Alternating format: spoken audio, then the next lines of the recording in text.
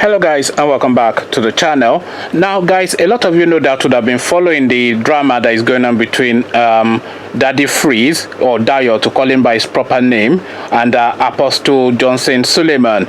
So if you have not been following this storyline, let me give you a little bit of an update. So Apostle Johnson Suleman is a businessman come preacher man in Nigeria, and a big time businessman come preacher man as well.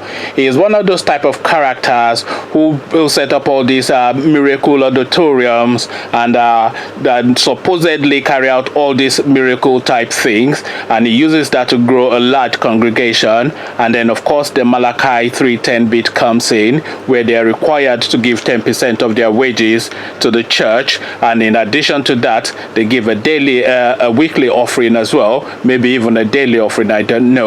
Anyway, what I'm describing is a man that has accumulated a lot of wealth.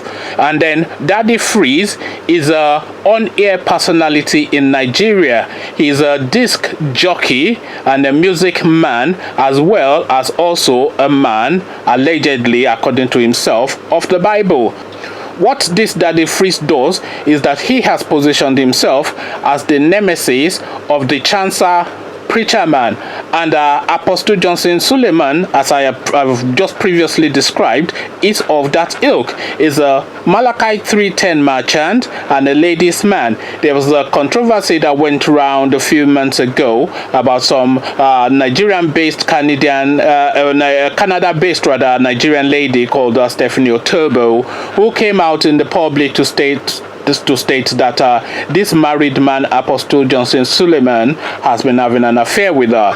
She produced the receipts, she produced the photographic evidence, she produced all of the accoutrements that will be required to back up this sort of storyline, and that storyline rather read as true, because all of the details tallied up. She was interviewed and she made herself available for interview, and she was interviewed copiously by several online YouTube based and even print media etc platforms. So the story was everywhere and it went viral. So now this Apostle Johnson Suleman, by the way, is a married man, and is one of the people that counsels people on their marriage. He carries out our marriage ceremonies etc, and he speaks to husbands and wives on how to conduct themselves within their homes. So this is the position that he has placed himself in. And then that Stephanie Otobo thing then obviously had more potency and was more pungent, because obviously a man that has positioned himself as a moral beacon cannot then be found wanting in that way. He of course denied all this, and then he managed to bring the girl to his church and made her stand on the pulpit to then I think it sounded like a forced denial, because the denial that the girl was making on the pulpit was through gritted teeth. So it was through gritted teeth, and you had the impression then that she was coerced and strong-armed into that position. But that is a sub-story to the main plot of this video. So then that is Apostle Johnson Suleman, and he is just one of the examples of the type of preacher men that this Daddy Freeze, Dio, this fella is a fat boy, by the way. This fella guy, I've never liked him, by the way. You can tell from my intonation, but we will get to that. But he's one of the elements that this Daddy Freeze character was going up against, was positioning himself against, because his position, Daddy Freeze, was that the church does not really require you to give 10% of your wages to it, and especially in a community and a society like Nigeria, where there's so much want, you cannot then ask people who are in need and are running to the church for succor to then be expected to hand over 10% of their wages to the preacher man who already has a fleet of luxury and mansions to his name and is living a life of opulence. He was saying that this is a crass act of inhumanity, and that was the tack that he took, and a lot of people rallied to that because it resonates with a lot of right-thinking Nigerians who are also of that mind, that a lot of these churches are business centers who prey on the gullible. That's P-R-E-Y, not pray as in P-R-A-Y, because obviously we're talking about a church, so don't get to. So they pray as in they see them as a victim, like a lion to a gazelle, you know. So they prey on the vulnerable and the needy and the people who are of who have a lower understanding. So the vulnerable, effectively, they prey on them. So a lot of us have been of that mind. So when you find yourself in a situation and you're at the end of your tether, and then you run to God, and then the guidance to God within the Nigerian setting is always some preacher man, and then of course you go to the preacher man and he'll ask you to kneel down, and then he will recount the story that you have told him as a vision that he is now having. So you tell him that, oh, you've been out of school for 3 years, and then you've not been able to find a job, and then he'll say kneel down, and then he will say, oh, diggy diggy diggy, oh, daga daga daga, all this whatever it is, all this jumbo that they do, and then he will say, oh, I see 2 letters of joy coming to you, which is the employment letter, after you've told him that you are looking for a job. Then that is what he's now saying. So this is the scam that they use, the abracadabra. So he's speaking to all that. This is the thing that that the freeze element is speaking against, and is verilously against this as well. It's quite punchy, because this that the freeze character is quite a bombastic kind of fella. He likes to labast and be loud and to preen and to pick up, and is well studied in the Bible. You will notice I'm saying is well studied as opposed to being well versed, because being well studied is different from being well versed. Because if you are, let's say for instance, you are preparing for an exam in Nigeria, you go and cram, you are well studied, and then you go and regurgitate what you've crammed in the exam hall, and then after, if they ask you the following day, you can't remember anything because you are not versed in it, but you are studied in it.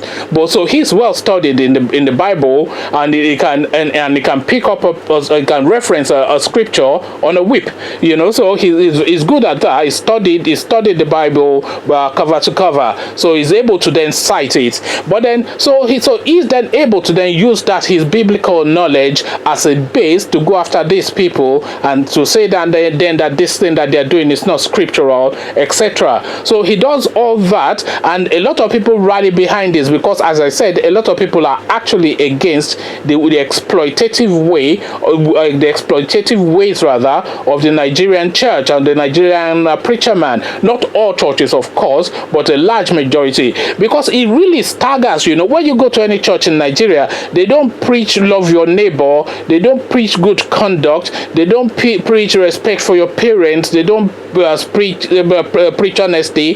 The one theme that you find common to all of Nigerian churches is money. And when they preach about money, they don't preach about how they are going to take the money from themselves to put it in your pocket. No.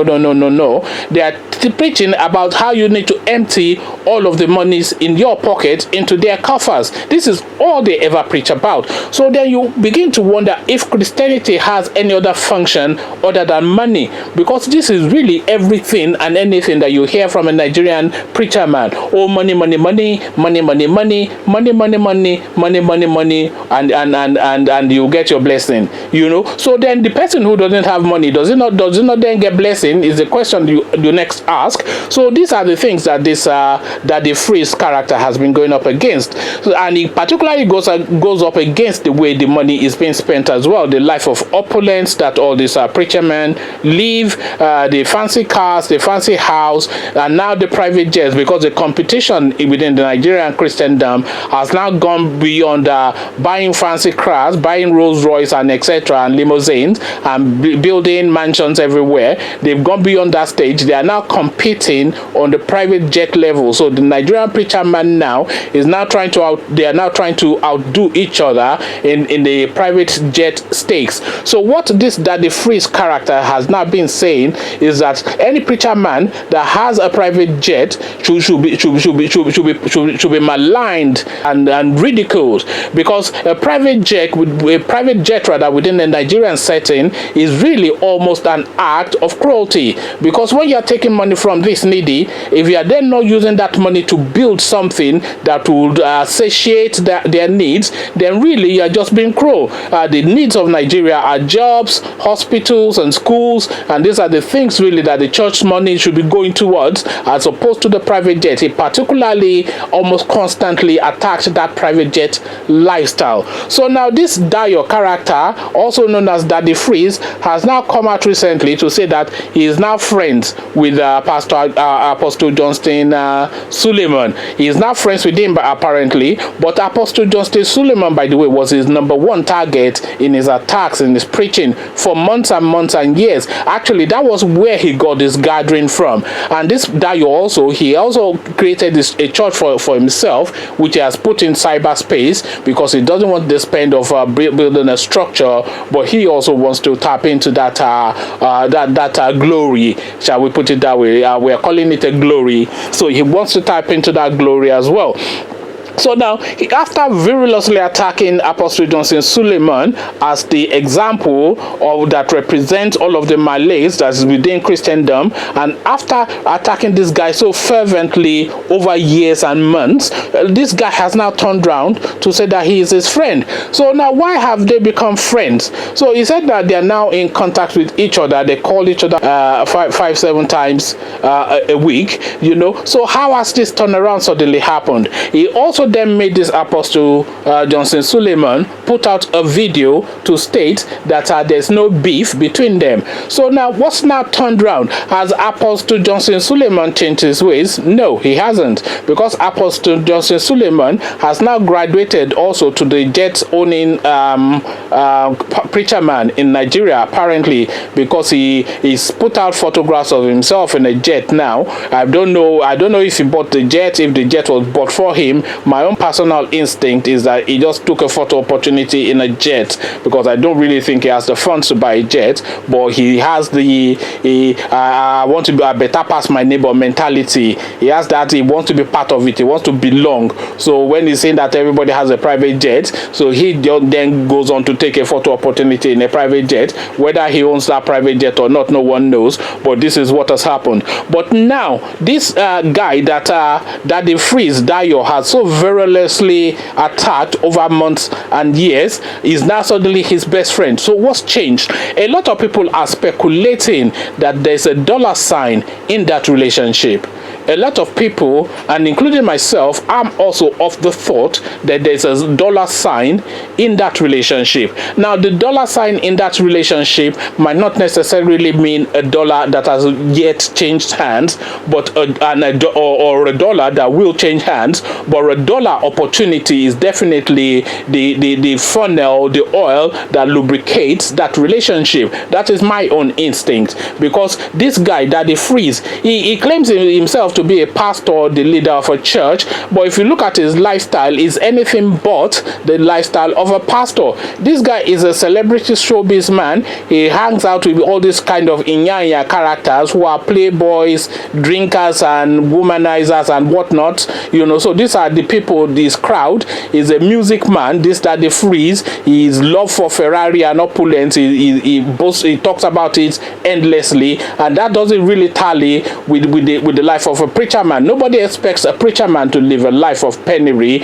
but you certainly expect to have the persona and the projection of a man of reason and reasonable mean, a man of modesty. You'd expect some form of modesty from a preacher man, at least in a society like Nigeria, where there's so much poverty and want. You want to have that association with the people that are needy, because really that is the rallying call of a preacher man. It's not for the even Jesus Christ said that he did not come for the princes and the lords, but for the common man on the street. So, and that is really the calling, because it is the people that need that you looking to look after as a preacher man, not the people that are of opulence. Yes, you want to save the soul of the people that are of opulence too, but the people that are of need are the people whose needs are the most immediate, and that is really the calling of a preacher man. So now this guy does not position themselves as a preacher man, but with a Ferrari and a bling bling, but hanging out with Inyanya and then criticizing Apostle Johnston Suleman as a wayo man, and then on the flip side, suddenly they are best friends, calling each other 7 times a week, which is every day of the week effectively now. So now this really is something that jars with a lot of people, because a lot of people, even though they agree with a lot of the teachings of this Daddy Freeze character, they've always been of the instinct that there's something of the night about this guy. There is something of the night. There's something a bit off. There's a bit of a fish smell into this character of this Daddy Freeze. So he's 10 times married, and he's always with all these young babes. He's a showbiz guy. He's a flashy thing. He hero worships Linda Ikeji, but on the other side, he's a preacher man. He will say he's doing good to the community, and he's bombasting and lambasting on the internet every single minute. You can't get away from his noise making, but the noise making now is now leading him to the dollar end, because the dollar end, of course, is Apostle Johnson Suleman. So the guy has now had the thought that, hey, here I am making noise. I want a Ferrari. Here I am making noise that these people are no good. And here's another one that's come up and bought a private jet. Am I on the right side of the divide? So then the relationship is now starting to blossom between Apostle Johnson Suleman and Dayo, also known as Daddy Freeze. So this is now the take on it now. Daddy Freeze has finally thawed, and as the ice melts, what we see are dollar signs. So what says you? Daddy Freeze, Apostle Johnson Suleman, the dollar sign, and Malachi 3:10. That is the topic of conversation for this video. This Daddy Freeze character, I have never liked him, and I think now the wool is now falling from other people's eyes as well to see him for exactly what he is. But how do you see him? That is the conversation we're having on this video. Daddy Freeze, the preacher man, the dollar sign, and Malachi 3:10. Conversations in the comment section as usual. But before you come join me to have that conversation in the comment section, click on the red subscribe button so it goes gray. Click on that bell button as well so you are notified every time I drop a new video. Then once you've done both, come join me in the comment section where we can progress this conversation. So I'll leave you here, meet you in the comment section. But here I say peace.